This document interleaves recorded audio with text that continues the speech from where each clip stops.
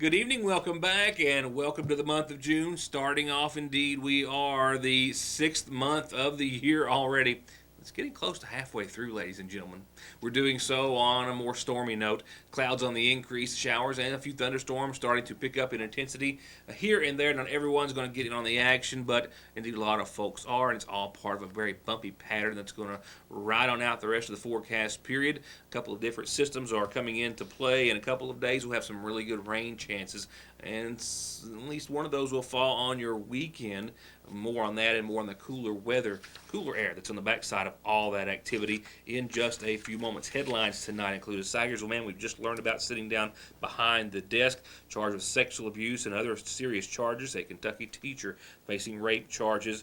And more information and some new information in regards to the Johnson County man still being sought after by authorities who may be out of state in regards to the incident that took place in the Sheriff's Department a week ago today. I had an update last night, but we've got some new information tonight. A shoplifter nabbed by authorities in Sagersville, and much more before we leave you for this Wednesday evening. Only a couple of reports otherwise. Attorney General Andy Beshear has made his selection for those counties to participate in the post-election audit process, which is dictated by Kentucky law. The state attorney general is required by law to conduct these investigations in about 5% or no less than 5% of the counties across the Commonwealth after each primary, as well as after each general election as well. They're randomly drawn through the process, and this time drawn from the hat, so to speak, Breathitt, Garrett, Shelby, Todd, Laurel, and Anderson counties. The audit is a search for any potential irregularities during the election process, and those are the counties that will be affected this time around.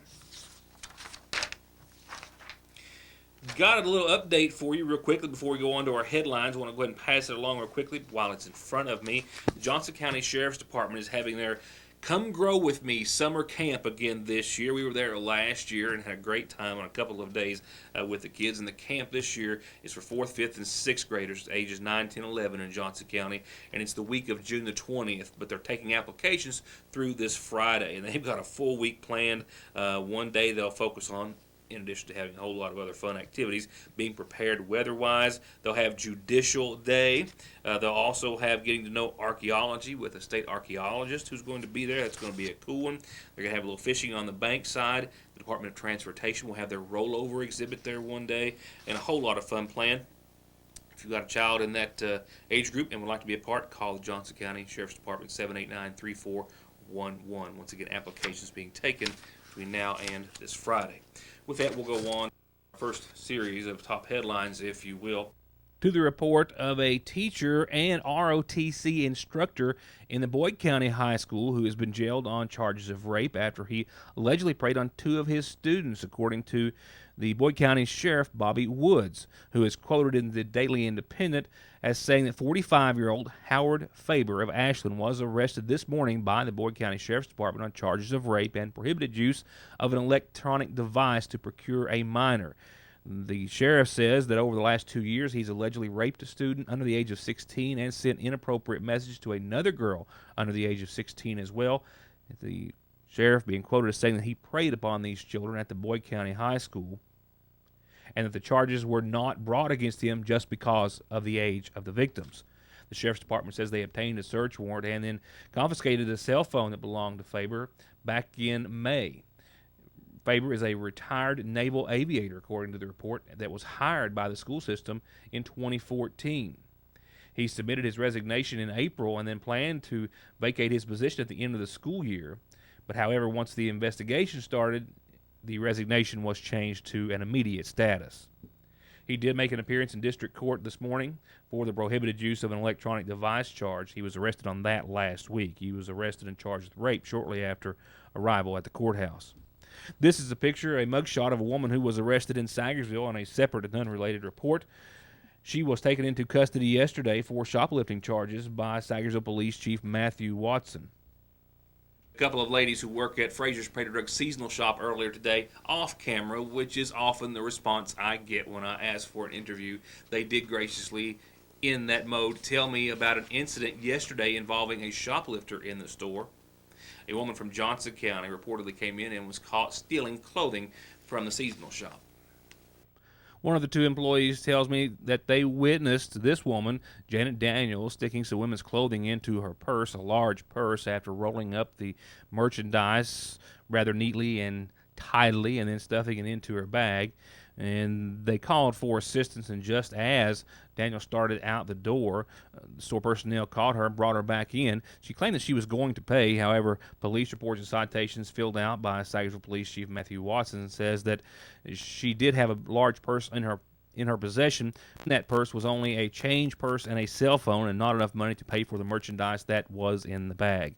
She was arrested on shoplifting under $500 and jailed in the Big Sandy Regional Detention Center. She has since posted bond. In other headlines, while a court date is set for this coming Monday the 6th for 3 adults, 2 Magafa County former employees in the school system, that is, a former teacher and a former maintenance employee on charges of unlawful transaction with a minor, will have a report after those court appearances take place next Monday. But today, a Sagersville man charged with sexual abuse and other serious charges, just now learning of the arrest a few moments ago and may have more to follow. I did make a phone call and was able to speak with Sagersville police officer Jeremiah Watson just a few moments ago, who kind of outlined the incidents that took place yesterday here in the Sagersville city limits in a trailer park that sits next to or behind the Dollar General store in the Sagersville area. Watson says the initial complaint came in as to an individual being drunk in a parking lot of that trailer park near the Dollar General store, and that when he arrived, he found this man walking, and after taking him into custody, if you will, he made contact with the original caller, and upon going to her residence, he said that she was clearly distraught, and then gave a report of sexual advances and improper contact made towards her on behalf of the accused, Willis Scott Prater. The victim claimed that he had made improper advancements toward her, physically touching her, and that she punched him in the process, and then a neighbor walked in, and that he also exposed himself to at least one or both of those individuals. Upon arrival of the police officer, as well as, I think, a backup officer, he says that Prater initially refused commands to show his hands, finally complied, however, but just as they were about to place him into the car and officially under arrest, Officer Watson says that Prater became combative again, and to the extent that he had to be tased and both pepper sprayed. He was finally taken into custody after the pepper spray subdued him, I'm told, and was charged with sexual abuse in the first degree, resisting arrest, menacing, criminal mischief in the second degree, disorderly conduct in the second degree, indecent exposure in the second degree, criminal trespassing in the first degree, and terroristic threatening in the third degree. He was still lodged in the Big Sandy jail in just a few moments ago. A few words, we'll be right back. More headlines to come. Region and other tournaments are about to wrap up, and then it's on to state for a whole lot of teams in the 15th region. Right now, we'll talk about girls' action last night in the semifinals, where it was the Magafa County Lady Hornets and Belfry. It was 2-0 in favor of Belfry in the 5th inning. Finally, and later for the Hornets in the bottom of the 6th, Leslie Howard puts one out into left field. It was an RBI, putting Laylee Burchell across home plate. And then off a wild pitch, Reagan Crace will be safe at home off of a steal, and it will be 2-2. In the top of the 7th, Laylee Burchell, who, as you're about to see, is having a great night on both sides of the ball, keeps Belfry to 0 runs and keeps the tie at 2 runs apiece. And in the bottom of the 7th, in their last at-bat in regulation, with 1 out, Alexis Montgomery gets hit and goes to first. Laylee Burchell hits a ground rule double. The ball takes a bounce over the fence. She makes it to second as Alexis Montgomery advances to third. After which Aaron Boland took an intentional walk to load the bases with 1 out. And later with 2 outs on a 3-2 pitch, Leslie Howard hits one to the infield in what looks like a ground out, but it's too late to first, and Leslie is safe. Alexis Montgomery would cross the bag, and she would shut down Belfry and send the Lady Hornets to the championship tomorrow night, where these two teams are very, very familiar with each other. Keep in mind, Magafa County has only 4 losses on the season. 2 of those come from the only 2 times that they met up with Johnson Central. Johnson Central, of course, the defending 15th regional champions. And if you look back a few years, say the last 5, Johnson Central and Magafa County High School ladies have met in both the 57th District Championship and 15th Regional Championship in 3 of the last 5 years. In 2011, Johnson Central took the 57th District Championship 7-6 over Magaffin, and then Magaffin took the 15th Region 5-4. In 2013, Johnson Central took the 57th title 12-2 over Magaffin County, and Magaffin County then took the 15th Region 16-5. And last year, it was a 2-0 win in the 15th Region Championship for Johnson Central, who lost to Magaffin County in the 57th District Championship just the week before by a score of 0-2. Just the opposite. It's going to be a barn burner tomorrow night at Shelby Valley. And that, of course, will follow some other history in the making, and that's tonight's championship in baseball, also at Shelby Valley, between Johnson Central and Lawrence County. You've got the champions of the 57th District taking on the champions of the 60th District. And these two teams, they have a little history, too. Going back to last year, Lawrence County won the 15th Region over Central 6-3. Central going in as the defending 15th Region champs. And the year before, in 2014, Lawrence County lost the 15th Region to Central by a score of 1-2 for the Eagles. And they've only met one time this season in the regular season, and that was early on, and Central came out with a victory, 8-0. After which, Johnson Central would end up with a 31-9 record to date. Lawrence County, 26-9. Johnson County making it to the championship tomorrow night after defeating Lawrence County last night in Game 2 by a score of 2-1. Now, Johnson Central is going for a three-peat.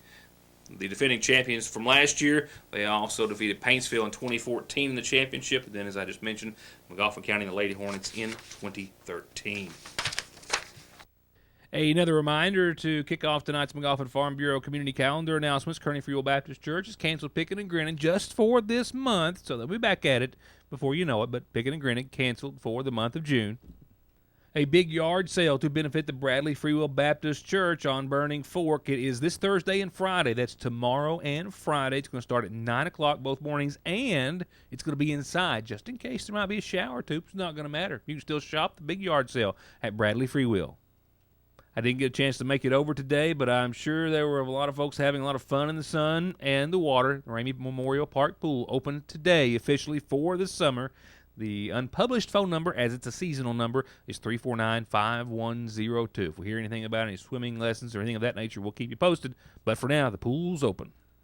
The second annual Gullet Reunion is coming up this Saturday at the First Shelter in the Ramey Memorial Park. All relatives and friends are invited to attend. If you can, bring a covered dish with you. It's going to start at 11 o'clock this Saturday in the Ramey Park.